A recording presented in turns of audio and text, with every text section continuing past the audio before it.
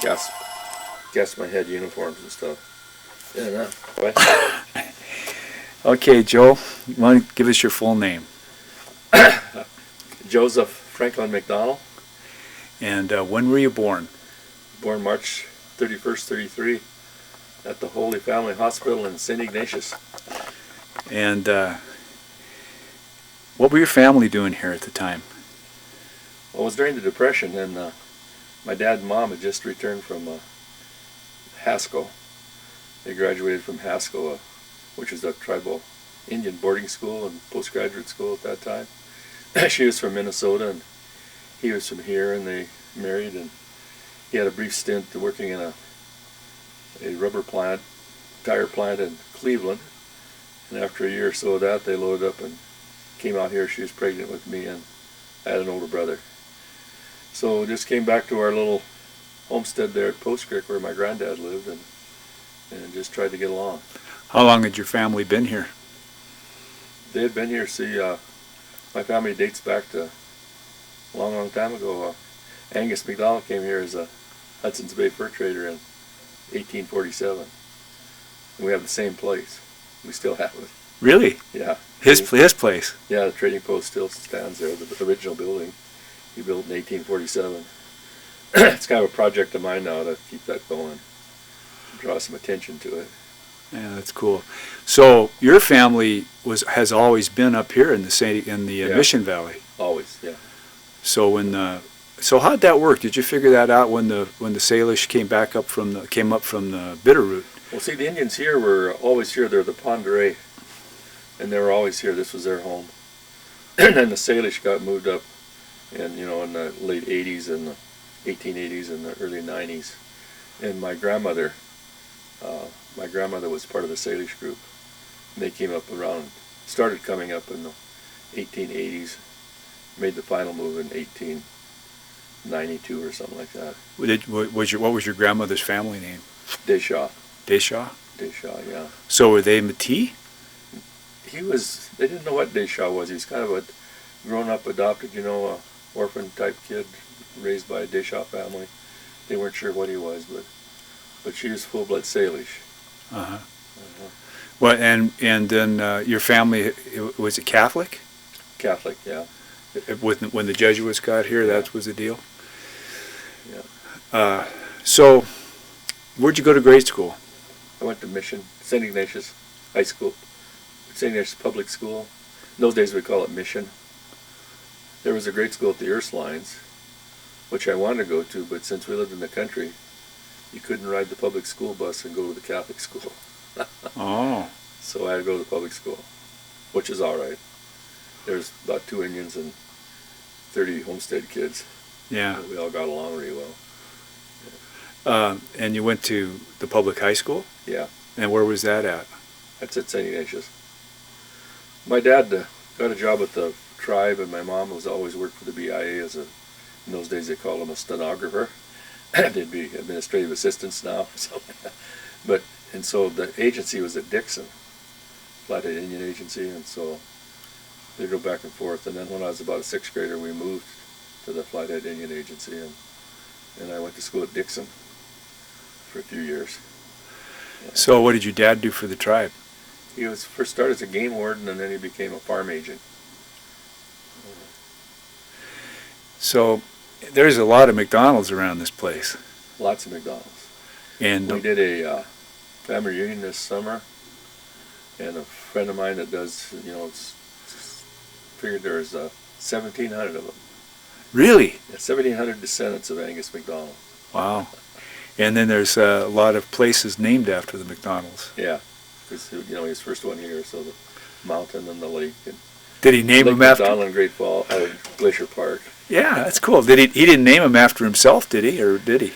Well, Glacier Park, he carved his name and the initials in a tree there, and so the Park Service or historians picked it up. Uh-huh. The ones here, I don't know how that ever got started. McDonald Peak and McDonald Lake. Yeah. So, when were you first exposed to the outdoors? All very early, living at Post Creek in a half Indian white family. I mean, we had older cousins that were take us down, along the creek and show us stuff, take us in the woods. We'd go on, the whole family would go, on huckleberry trips and picnics in the woods and all that. So, learned to run a crosscut saw pretty young, not to ride the saw. So that was what, for fuel for the house? Yeah, fuel for the house.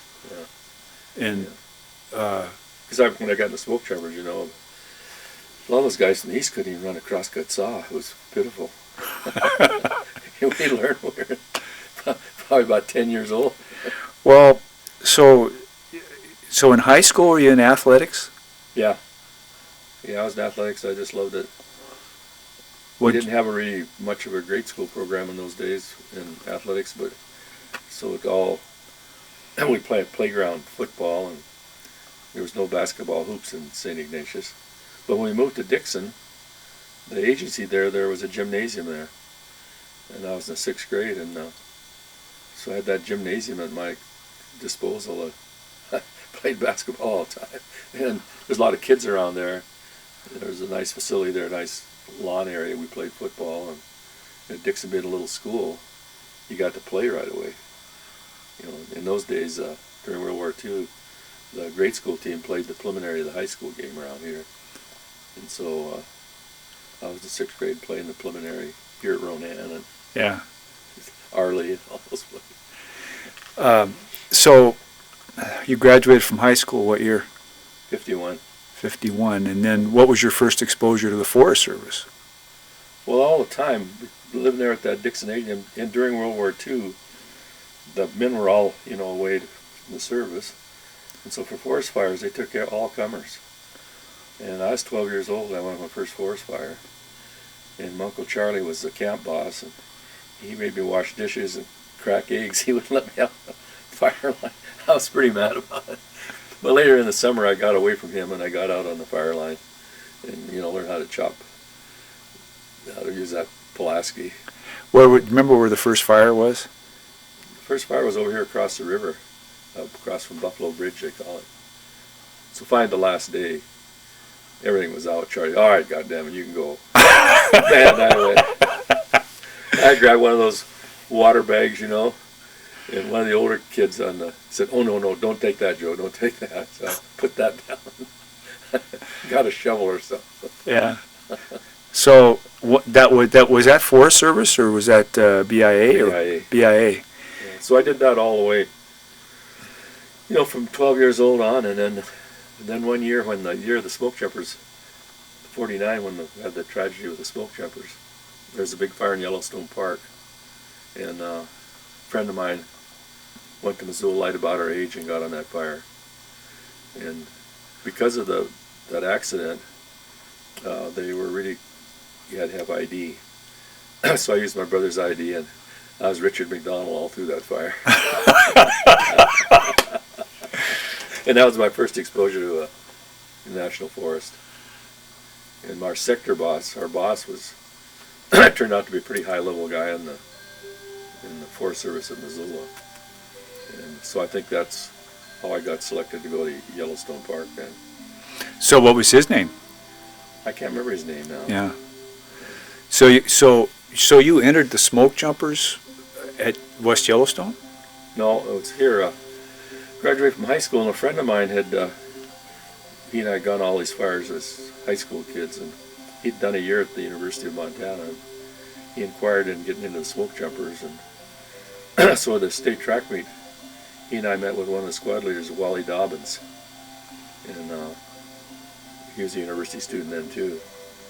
And we talked about smoke jumping. I didn't give it much thought because I was working on our little farm there at Post Creek. So I got back in probably very early in June. He come buzzing out to my house, said if we get down to 9 Mile, we can get in the Smokejumpers. Your friend came out. Yeah, so we jumped in his car and we headed down to 9 Mile. Next day we were jumping out of the tower. Really? So what was your friend's name? Skip Stahl, Rudy Stahl. He jumped he got a pharmacy degree, earned his way through with smoke jumping. He died here about 10 years ago. He was a pharmacist. And then, so were you still in high school or just out? Just graduated. I was 18. 18, and I just finished. That was a state track meet. What were you running in the track meet? What were you doing? Oh, I never was very good, but I ran the 440 and tried to run the low hurdles. But I never did ever place. I placed around here, but never at the state. Yeah. So 9 Mile, that was 1951? Yeah. So you entered the Smokejumpers out of Missoula then. Yeah. And what do you remember about that first training? Well, we went up there and they filled out our Form 57, did all that, and then they don't remember what all we got done. I went down to the federal building. I remember we got my first Social Security number, and then we went down to Dragstead's, and we may have taken a physical in there somewhere, a short physical, look at your heart and that kind of stuff. Went down to Dragstead's, and the Smokejumpers had a account with them. I got my boots and gloves and things that they required. Was that where you got white boots? Did you White get those? boots, yeah. And then they had some arrangement, so they took the pay out of our paycheck. So Dragstead's got paid. We got all that done. We got out there in the afternoon, and they put us in our squad, and they were going through the units in the afternoon. Because we do, in the morning or half a day, you'd work out in the hills, digging fire line, fallen trees, climbing trees, and all that stuff that you have to do. We do a half a day of that and a half a day in units, obstacle course, and practicing getting out of trees and rolling and all that stuff, and jumping out of the tower. So we got back in the afternoon, and they were on the tower, so we just stepped in that group, and they were jumping out of the tower that afternoon. That was really exciting. Yeah. How long